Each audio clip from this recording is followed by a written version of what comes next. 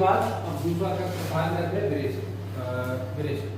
पंचकर्म में जो दूसरा कर्म है, दूसरा कर्म कौन सा है? प्रधान कर्म विरेचन। अच्छा, कभी कभी एक प्रश्न पूछते हैं विरेचन कर्म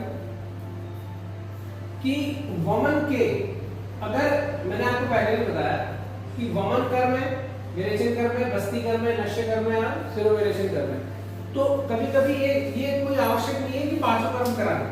जैसा रोग होगा, जैसे रोगी का दोष प्रकट होंगे, रोग होंगे, उसके हिसाब से उसका चयन करना।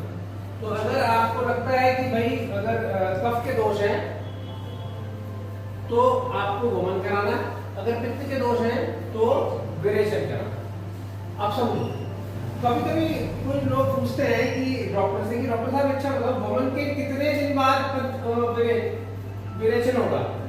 तो वमन के मतलब वमन जब हुआ है जिस दिन से, और उसके कितने दिन के बाद विरेचन होगा, तो कितना दिन का अंतराल होगा? 15 दिन का।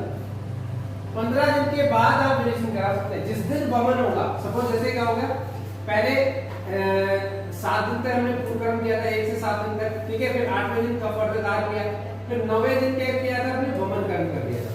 फिर 1 से 7 दिन हमने क्या किया, संसर्जन कर्म किया, और फिर 8वें दिन हमने क्या किया, आहार, सामान्य आहार, सामान्य आहार ले लिया, ठीक है। और अब सामान्य देखो 9 तो ये हो गए थे, ठीक है। अगर हम इसको पहला दिन माने तो पहले दिन अभी कितने हो गए? 7 दिन, 7 और 1 8 दिन, तो 8 दिन ही हो गए, ठीक है। अब 8 दिन करेंगे तो फिर अब हमें विरेचन के लिए तैयारी करनी है, तो फिर विरेचन के लिए कितना होगा? 1 से 7 दिन फिर हम पूर्व कर्म करेंगे, बात समझ लो ना। तो 8 और 7 कितना हो गए? ठीक है, हाँ 8 और 7, 7 और 14 और 1 15, ठीक है। और फिर जैसे पूर्व कर्म करेंगे तो फिर उसके नेक्स्ट डे आप क्या करोगे? 15वें दिन आप मतलब कितने दिन बाद, मतलब फिर जिस दिन आपने पूर्व कर्म किया, जैसे 7वें दिन, ठीक है, वो हो गया, एक दिन आपका विश्राम काल होगा, उसमें पित्त वर्धकार गिराओगे, तो 15 दिन के बाद आप विरेचन के लिए तैयार होंगे बॉडी। तो वमन के कितने दिन के बाद विरेचन होगा? 15 दिन के बाद, ठीक है। उठेगा कैसे? उसने कहा कि पहले तो संसर्जन कर्म होगा, फिर एक दिन सामान्य आहार होगा, फिर पूर्व कर्म होगा, और फिर आपका विरेचन। भाई पूर्व कर्म तो इसके साथ में होगा, ये कोई पूर्व कर्म आपने यहाँ पे कर लिया तो यहाँ नहीं करोगे। अब हम विरेचन पढ़ रहे हैं, तो ये मैंने आपको बताया कि कभी कभी कोई पूछ देता है वाइवा वगैरह में कि वमन के कितने दिन के बाद विरेचन होगा, तो कितने दिन के बाद होगा? 15 दिन, ठीक है। वो मैंने एक्सप्लेन भी कर दिया कि 7 दिन आप संसर्जन कर्म करोगे, उसके बाद फिर आप एक दिन सामान्य वो लोगे, सामान्य फिर पूर्व कर्म करोगे, और फिर पूर्व कर्म के बाद ये सारी क्रियाएं विरेचन कर्म के आगे, ठीक है ना। विरेचन कर्म में आप क्या करेंगे? सबसे पहले तो करेंगे पूर्व कर्म, क्योंकि ये कौन सा है विरेचन कर्म? प्रधान कर्म है, ठीक है। तो प्रधान कर्म से पहले क्या होगा? पूर्व कर्म सेम ही होगा, ठीक है। अब पूर्व कर्म क्या है? अगर आपको लगता है कि हम किस घी से करें, अगर कोई मोटा व्यक्ति है, मोटापे को कम कराना चाह रहा है, तो आप उसको त्रिफला घी से करा सकते हैं। अगर आपको लगता है कि भाई स्नायु दौर्बल्य है, ब्रंगण के लिए हम कर रहे हैं, ताकत चाहिए, तो आप बला अश्वगंधाची या अश्वगंधादि घृत से आप उसको करा सकते हैं। क्लियर हो गया? और अगर आपको समझना है कि जैसे पित्त दोष बढ़ रहा है, तो आप किससे कराएंगे? तो किससे कराएंगे? इसलिए पंच तिक्त घृत, पंचतिक्त घृत। अच्छा, एक अभी क्या करेंगे, एक हमने एक छोटी सी शॉर्ट वीडियो में दिखाऊंगा, है ना। तो मैं एक बना के रखूंगा कि कौन कौन से घृत से कौन कौन से वमन या विरेचन कराना, ठीक है। एक मेडिकल स्टोर में जाएंगे जहाँ पर दवाइयाँ सारी मिलती हैं, तो मैं आपको सारे घृत दिखा दूंगा कि कौन कौन से घृत किस किस में पैक है। क्लियर हो गया? ठीक है। तो पूर्व कर्म किससे करेंगे? पूर्व कर्म किससे करेंगे? पंचतिक्त घृत से। और तेल कौन सा यूज होगा? अगर पित्त दोष बढ़ रहा है, एलर्जी हो रही है, इचिंग हो रही है, शीत पित्त हो रहा है, तो आप या तो पंचतिक्त घृत से ही बाह्य भी कर सकते हैं और अभ्यंतर भी कर सकते हैं। बाह्य भी कर सकते हैं और अभ्यंतर भी कर सकते हैं, दोनों से। ये पंचतीर्थ ग्रंथ है, उसको लगा भी सकते हैं और पी भी सकते हैं, पान भी कर सकते हैं। तो हमने क्या करा, पहले 7 दिन पहले अध्ययन करेंगे, पहले घृतपान करा देंगे इसको, दीपक पाचन तो हो गई होगा, पहले अभ्यंतर घृतपान होगा, फिर बाह्य अभ्यंग होगा। अच्छा, वो कोई कहता है कि मैं तो सोराइसिस की दिक्कत है, तो सोराइसिस में भी आप पंचतीर्थ से भी अभ्यंग करा सकते हैं, पी भी सकते हैं। और सोराइसिस में एक आता है 777 ऑयल, लिख लेना इसको, 777 ऑयल आता है, तो 777 ऑयल से भी आप अभ्यंग करा सकते हैं और लोकल एप्लीकेशन के लिए भी दे सकते हैं। कोई कहता है कि मैं तो इलेक्शन नहीं कराऊंगा, तो आप एज अ मेडिसिन भी उसको दे सकते हैं 777 ऑयल। क्लियर हो गया? ठीक है, तो हमने क्या करा, बाह्य अभ्यंग में घृतपान करा लिया और फिर श्वेदन करा लिया। तो कितने दिन होगा? 1 से 7 दिन तो होगा ही होगा, 1 से 3 दिन भी हो सकता है, 1 से 5 दिन भी हो सकता है और 1 से 7 दिन भी, जब तक स्नेह के लक्षण प्राप्त हो जाए। ठीक है, जब तक स्नेह के लक्षण प्राप्त हो जाएंगे तब आपने क्या करना है, इसको इधर की तरफ जब लक्षण प्राप्त हो जाएंगे, ठीक है, अगर 1 से 3 दिन में हो रहा है तो ये क्या कराएगा, मृदु कोष्ठी। ठीक है, और अगर 1 से 5 दिन में हो रहा है तो मध्य कोष्ठी, और 1 से 7 दिन में हो रहा है तो क्रूर कोष्ठी। ठीक है, ये मैंने आपको बता दिया, ये कोष्ठ के अनुसार होगा। ठीक, अब हमने ये करने के बाद हमारा पूर्णकरण करने में क्या होगा कि दोष कहां से ले गए, दोष पिघल कर कोष्ठ में आ गए, कोष्ठ में एकत्र हो। ठीक है, एकत्र होने के बाद क्या करेंगे, एकत्र होने के बाद क्या करेंगे, अब हम विरेचन करने के लिए प्रोसेस स्टार्ट। अब हमें जब जिस समय विरेचन करना है तो या तो बिल्कुल प्रातः काल या फिर सूर्योदय होने के पश्चात ही क्रिया। तो जो विरेचन हुआ है, ठीक है, तो अब पूर्व कर्म से क्या हुआ था, पूर्व कर्म से दोष किधर आ गए थे, कोष्ठ में आ गए। तो अब उनको हमने, अच्छा देखो, विरेचन कहाँ की चिकित्सा है, वमन कहाँ की चिकित्सा है, ऊर्ध्व भाग की चिकित्सा। विरेचन कहाँ की चिकित्सा है, ऊर्ध्व भाग की चिकित्सा। और विरेचन कौन सी, सॉरी, वमन कौन सी भाग की चिकित्सा है, ऊर्ध्व की, और विरेचन कौन सी है, मध्य भाग, मध्य भाग की चिकित्सा। शरीर का ये कौन सा है, जहां से अमाशय स्टार्ट है, ये ऊर्ध्व भाग, यहां से लेकर अमाशय से नाभि तक कौन सा है, मध्य भाग। तो ये मध्य भाग की चिकित्सा, जहां पित्त, जो पित्ताशय वाला स्थान है, वो मध्य भाग की चिकित्सा। तो इसको हम इसकी चिकित्सा कैसे करेंगे, इसकी चिकित्सा वमन से नहीं कर, वमन से भी कर सकते हैं, परंतु क्या होगा, इसमें वमन अगर आप करेंगे तो अति वमन होने लग जाएगा, तो जिससे हार्ट पे भी प्रेशर पड़ेगा, लंग्स पे भी प्रेशर पड़ेगा, पार्श्व प्रदेश पे भी प्रेशर पड़ेगा, कंठ पे भी प्रेशर पड़ेगा। तो हम इसको एक ऐसी क्रिया से देते हैं जो अनुलोमक है। तो हम मुख मार्ग से ऐसे द्रव्य खिलाएंगे जो नीचे की तरफ को गति करे। तो मध्य भाग के दोषों को हम अधो मार्ग से ही निकालते हैं। ठीक है, और बस्ती के दोषों को हम क्या कहते हैं, बस्ती से ही प्रविष्ट कराएंगे, बस्ती से ही निकालेंगे, मतलब पक्वाशय से प्रविष्ट कराएंगे, पक्वाशय से निकालेंगे। ठीक है ना। तो विरेचन कौन से भाग की चिकित्सा हो गई, मध्य भाग, मध्य भाग में मिडिल पार्ट। तो अब इस भाग में कौन कौन से दोष आते हैं, कौन कौन से भाग आएंगे, अब इसमें लीवर आएगा, पैंक्रियाज आएगा, स्मॉल इंटेस्टाइन आएगा, ठीक है, स्प्लीन आएगा। तो जितने भी इससे संबंधित रोग हैं उसको आपने विरेचन कराना है। इवन डायबिटीज भी है तो डायबिटीज में भी कराना है, डायबिटीज में भी आपने विरेचन कराना। एलर्जी अगर हो रही है तो वो कहां से, पित्त वाले भाग से। अग्नि वाले भाग कौन सा है भाई, समान वायु का भाग है। समान वायु में क्या होगा, अग्नि बढ़ेगी, अग्नि दीपक पाचन अच्छी तरह से वहीं पर होगा। तो वहां पर अगर दिक्कत हो रही है तो हम क्या करेंगे, मध्य भाग के लिए विरेचन चिकित्सा करेंगे। और विरेचन किस ऋतु में होता है, शरद ऋतु में। किसमें होगा, शरद ऋतु में। ये इसका ध्यान रख लेना, विरेचन और शिरोविरेचन दोनों शरद ऋतु में होंगे। अगर रक्त मोक्षण करना है तो शरद ऋतु में करेंगे, अगर विरेचन कर्म करना है तो भी। अच्छा, एक शब्द और बहुत अच्छी जानकारी आपके लिए, कुछ योग के भी बच्चे, कुछ आयुर्वेद के भी बच्चे, और इन्होंने आयुर्वेद वालों ने भी योग पढ़ा है ना, स्वस्थ तो पढ़ाई है। देखो, विरेचन दो शब्दों से मिलकर बना है। क्या बना है, वी प्लस रेचन, रेचन क्रिया कहां से आई है? रेचन क्रिया आई है रेचक से। किससे आई है? रेचक का क्या मतलब होता है? जिसमें विधिवत रेचक या रेचन क्रिया हो। अब इसमें क्या होता है कि रेचक शब्द आया है पूरक कुंभक रेचक, ये प्राणायाम का है। एक्सेल जब आप करते हो, फोर्सली एक्सेल करते हो, तो क्या होता है धीरे धीरे धीरे धीरे क्षण क्षण क्या द्रव्य बाहर, श्वास बाहर निकलती है। उसी प्रकार से रेचन भी है। रेचन में क्या होता है कि मल एक बार में बाहर नहीं आ रहा, वो कलेक्ट होगा फिर बाहर आएगा, फिर कलेक्ट होगा फिर बाहर आएगा, फिर कलेक्ट होगा फिर बाहर आएगा। जो रेचक है या रेचन की जो क्रिया है आयुर्वेद में, वो कौन प्रमोट करता है? ऐसा कौन सा द्रव्य है जो रेचक या रेचन क्रिया प्रमोट करता है? वो है निषोध।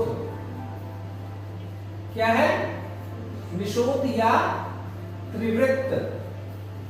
जो त्रिवृत्त है, वो निषोध जो है वो रेचन का कार्य कर रहा है। इसमें ही अगर आप उसमें पढ़ोगे ना द्रव्य गुण में, तो द्रव्य गुण में जो रेचक है, रेचक द्रव्य में त्रिवृत्त है। ठीक है, तो जितने भी विरेचक द्रव्य है उसमें मुख्य घटक निषोध है। यही रेचन का कार्य कर रहा है। रेचन का क्या कार्य होता है कि धीरे धीरे मन को बाहर निकालेगा, धीरे धीरे मन को बाहर निकालेगा। अगर आप ज्यादा मात्रा में निषोध खा लेते हैं, ठीक है, तो वो रेचन का स्टार्ट कर देता है।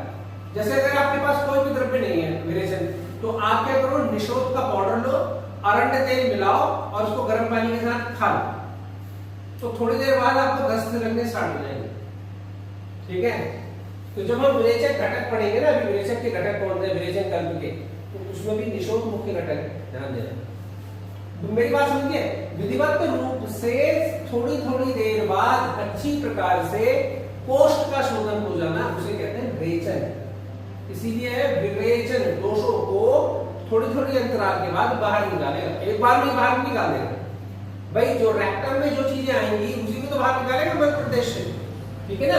तो विरेचन का मतलब अच्छा यही क्रिया जैसे पूरा कर रहे हैं, कुंभक कर रहे हैं, ठीक है, और रेचक कर रहे हैं। तो रेचक में क्या होता है कि श्वास को एक बार शांति से आप निकाल देंगे, परंतु यहाँ ऐसा प्राणायाम में ऐसा नहीं है। वहां पर क्या है, धीरे धीरे खींच के बाहर निकाल रहा, ठीक है, तो उसको कहते हैं रेचक, ठीक है ना। तो रेचक शब्द कहां से, रेचन कहां से आया? रेचन से। रेचक में जो थोड़ी थोड़ी अंतराल पर द्रव्य को बाहर निकाल, रेचन, ठीक है ना। तो विरेचन कब कर रहे हैं? प्रातः काल करना है, ये लिख लेना। प्रातः काल कब करेंगे? जब पित्त बढ़ने लग जाए, मतलब सूर्य उदय के, ठीक है, मतलब 6 से 7 बजे के बीच, ये दे सकते हो आप। परंतु अगर 6 से 7 बजे दे रहे हो, तो ये क्रिया कितनी देर तक चलेगी? लगभग 12-1 बजे तक चलेगी। अगर आप एएम से स्टार्ट करते हो तो 12-1 बजे तक चलेगी। अगर आपको उस क्रिया को पहले ही खत्म करना है, पहले जल्दी खत्म करना है, तो आप ये जो कल्प हम जो अभी बता रहा हूँ, जो विरेचक कल्प है, उसको आपने कितने बजे लेना है? सुबह 4 बजे ले लो, उठते ही ले लो और घोल घाल के पी के सो जाओ चुपचाप। तो धीरे धीरे क्या होगा, वेग आपके 6-7 बजे से ही बनने स्टार्ट होंगे। क्योंकि जब यहाँ पर लोगे ना, तो आप इसके 1 या 1.5 घंटे के बाद वेग बनने स्टार्ट होंगे। तो वेग बनेंगे तो अब ये 12-1 बज जाएंगे, तो मतलब 8-9 बजे तक बनेंगे, तो 12-1 बजे तक जाएगा, थोड़ा देर लग जाएगा। कभी कभी शाम तक चलते हैं, ठीक है, कभी कभी ये क्रिया शाम तक होगी। अगर आपने जल्दी प्रोसेस को खत्म करना है 9-10 बजे तक, तो आप जल्दी आपने काढ़ा पीना है, कल्प पीना है, और ये वेग आपके 9-10 बजे तक खत्म हो जाएंगे। बाद में फिर आप अपना काम करो। क्लियर हो गया? अब आ जाओ दूसरा, प्रातः काल शुरू होने के बाद देना है, ठीक है ना। अब दूसरा क्या, कितने वेग आने, कितने वेग आएंगे? कितने वेग आने में मतलब है कि अगर आपके 32 वेग आ रहे हैं तो विरेचन उत्तम है। अगर 10 से 15 वेग आ रहे हैं तो मध्यम है, ठीक है, ठीक है। और अगर 6 से 10 वेग आ रहे हैं तो नील, 3 विरेचन हुआ है, ठीक है। अब ये विरेचन वेग बनेंगे कैसे? सबसे इंपॉर्टेंट तो ये वहां तो हमने काढ़ा पी लिया था, ठीक है, तो वेग बन गए थे हमारे बबल में। परंतु यहाँ पर जो विरेचन वेग है वो कैसे बनने हैं उसको देखो। विरेचन वेग कैसे बनेंगे, ठीक है, ये हो गया विरेचन वेग कैसे बनेंगे उसको देखो। तो उसके लिए हम क्या करते हैं, कुछ घटक द्रव्य है उनको नोट करें, क्या क्या है और कैसे कैसे होंगे, ठीक है। अब मैंने पहले क्या बताया, एक चीज और बता दूंगा आपको। जैसे मैंने बताया था ना वमन कर्म और त्रुटि, उसी प्रकार से विरेचन भी है। उसमें भी तीन चीजें हैं। क्या है, विरेचन कर्म क्या है, विरेचन क्या है और दस्त क्या है। विरेचन कर्म क्या होगा, जब विधिवत रूप से विधिवत पूर्व कर्म कराने के पश्चात, मतलब यहां से यहां विधिवत पूर्व कर्म कराने के पश्चात विरेचक द्रव्य की सहायता से, इसके द्रव्य की सहायता से, विरेचक द्रव्य, विरेचक कल्प या विरेचक द्रव्य की सहायता से अधोमार्ग से, मध्य भाग अधोमार्ग से जो पित्त के दोष का निराकरण हो रहा है उसको हम कहते हैं विरेचन कर्म। और विरेचन क्या है, विरेचन क्या है, विरेचन क्या हो गया कि जब हम बिना पूर्व कर्म करें, बिना पूर्व कर्म करें विरेचक द्रव्य की सहायता से अधोमार्ग से जो दोष या कोष का शोधन कर रहे हैं उसे हम कहते हैं विरेचन। जैसे डॉक्टर साहब मेरा पेट साफ नहीं हो रहा है, तो उसने कहा एक काम करे, त्रिफला खा ले, पंचसागर खा ले और पेट साफ कर ले। तो कोई भी विरेचक द्रव्य लेकर अपना पेट साफ कर देना, कोष्ठ को साफ कर देना, वो विरेचक है, वो विरेचन कहलाएगा, ठीक है। उससे दोषों का कोई मतलब नहीं है। परंतु यहाँ पर दोषों को पहले कोष्ठ में लाएंगे, विरेचक द्रव्य लेंगे, फिर उसको बाहर निकालेंगे, दैट इज विरेचन कर्म। क्योंकि ये पित्त की चिकित्सा है, विरेचन चिकित्सा पित्त दोष की चिकित्सा है, तो हमने क्या कर दिया, इसको बाहर निकाला। क्लियर हो गया।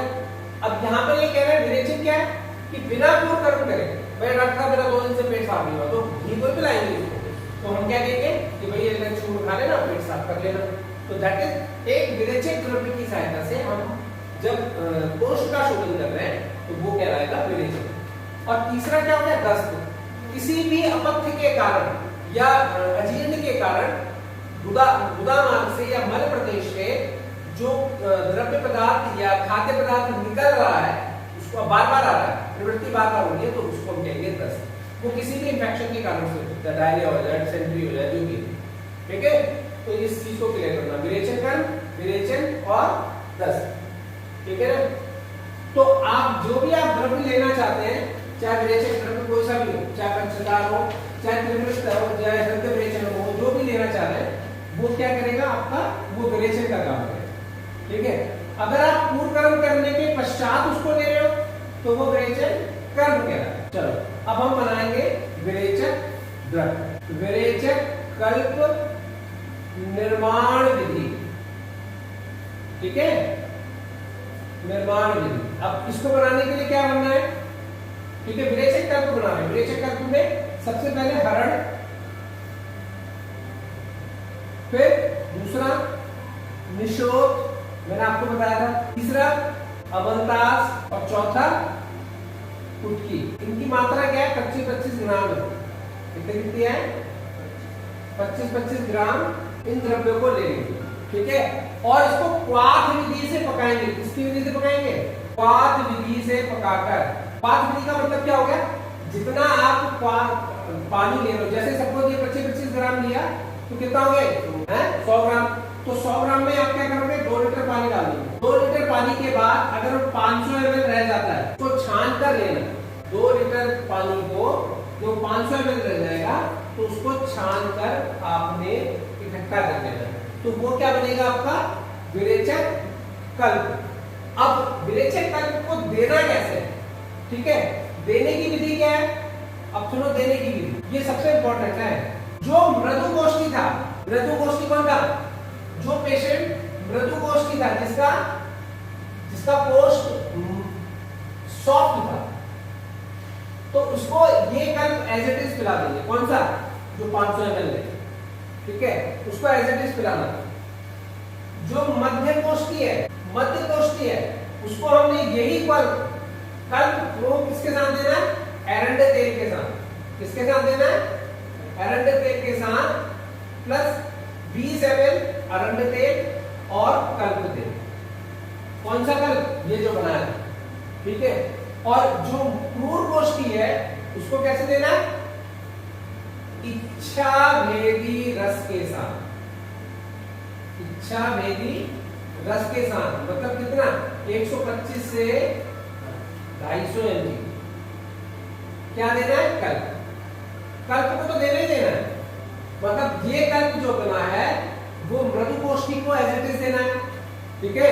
सेम कितने क्वांटिटी में जितनी वो ले सके, यानी कि 500 ml पिला दिया उसे, जितना मतलब 100 ml पीना चाह रहा है, 50 ml पीना चाह रहा है, जो भी आप उसकी कैपेसिटी है वो उसको देना है, ठीक है। और अगर मध्य गोष्ठी है तो इसी में 100 ml या 150 ml या 50 ml में आपने 20 ml अरंड तेल मिलाकर रख दिया, ठीक है। अच्छा, जो 500 ml 50 का क्या करोगे? वो तो विरेचन कल्प बन गया। कोई भी रोगी आया उसका पेट साफ नहीं हो रहा, उसको पिला दो, ठीक है, वो विरेचन होगा। परंतु विरेचन कर्म क्या होगा? जब हम पूर्ण कर्म कर लेंगे उसके बाद, ठीक है। और इच्छा भेदी रस के साथ कब देना है? जब वो क्रूर गोष्ठी है तो उसको इच्छा भेदी रस के साथ ये 50 ml या 100 ml जितनी कैपेसिटी को लेना चाहता है उसको दे सकते। क्लियर हो गया? ठीक है ना। तो इसका अनुपान समझ गए आप कैसा है भाई? विरेचन कर्म का अनुपान मैं एक बार और लिख देता हूं। ये तो सबने नोट कर लिया, हरण, ये सबने नोट करा, हरण, निशोध, अमलतास और कुटकी, ठीक है। 25-25 से लेके क्वाथ विधि से पका रहा है। क्वाथ विधि का मतलब है 2 लीटर पानी में डाल के इसको 500 ml तक इकट्ठा करना, और फिर आपको यही, अब मैं लिख रहा हूं जो अनुपान, ये तो हमने निर्माण करा अभी, ठीक है। अब इसको हमने क्या करना है? अच्छा, मैंने कल सारी वीडियो डाल दी थी, उसमें ग्रुप में भी डाल दी है, जो ऑनलाइन वाला ग्रुप है उसमें भी डाल दी, जो कल का प्रैक्टिकल था जो भी। अब मैं लिख रहा हूं विरेचन, विरेचक, कल्प, अनुपान। अनुपान कैसे करना है, मतलब ग्रहण कैसे करना है? तो जो मध्य गोष्ठी है, अब ये हमने इकट्ठा कर लिया था ना, तो विरेचक कल्प मींस जैसे 50-500 ml इकट्ठा हुआ था। अब इसकी क्वांटिटी आपने निर्धारित कर दी है, 100 देंगे, 50 देंगे, 250 देंगे, जितने भी देंगे, ठीक है। तो मध्य गोष्ठी के लिए क्या देना?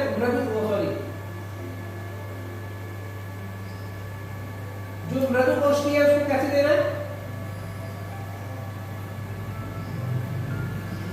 यही कल्प देना है, मतलब जितनी उसकी आवश्यकता है, ठीक है। जो मध्य गोष्ठी है उसको कैसे देना है? मध्य गोष्ठी को यही कल्प किसके साथ देना है?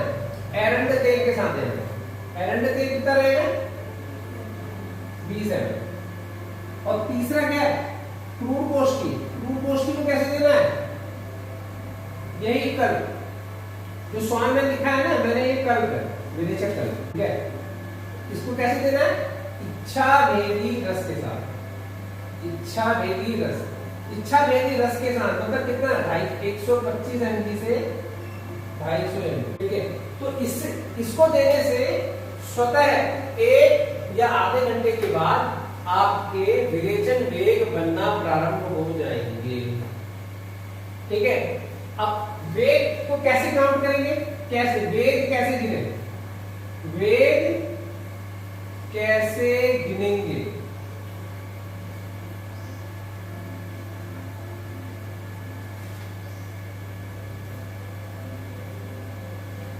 कैसे गिने? तो ठीक है, तो कैसे होगा?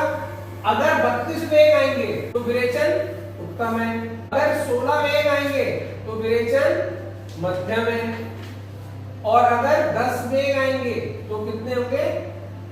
हीन विरेचन हुआ है, ठीक है। अब वेग को आप कैसे एग्जामिन करोगे कि जो वेग है वो सही से आ रहे नहीं आ रहे, ठीक है।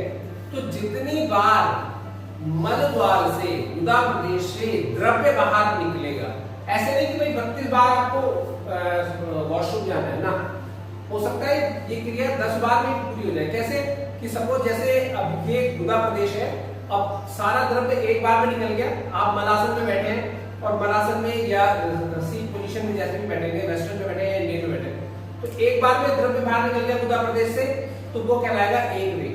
और बैठे बैठे उसी मदासन की स्थिति में या वेस्टर्न जिसमें भी आप शौच जा रहे हैं, तो उसमें अगर बैठे बैठे दोबारा वेग निकल रहा है तो वो दूसरा वेग, ठीक है।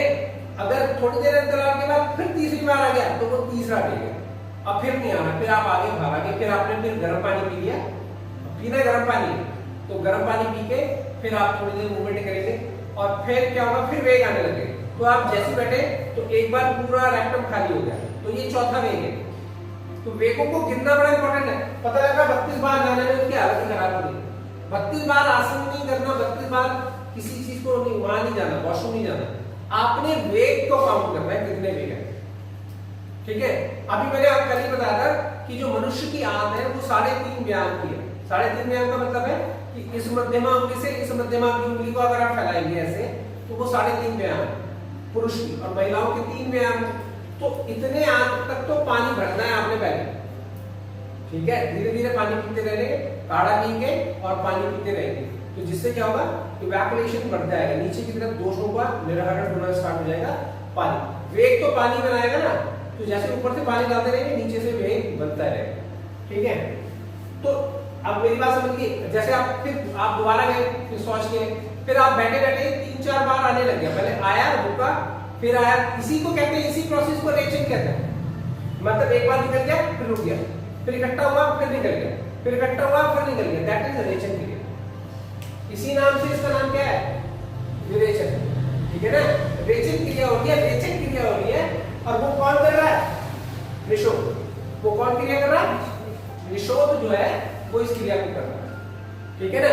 अगर निषोध हटा देंगे ना, अब इसमें ना देखो हरण जो है, अभी मैंने घटक कौन कौन से बताए थे आपको, हरण, निषोध, अमलतास। अमलतास को क्या बोलते हैं, आरण, ठीक है, और कुटकी।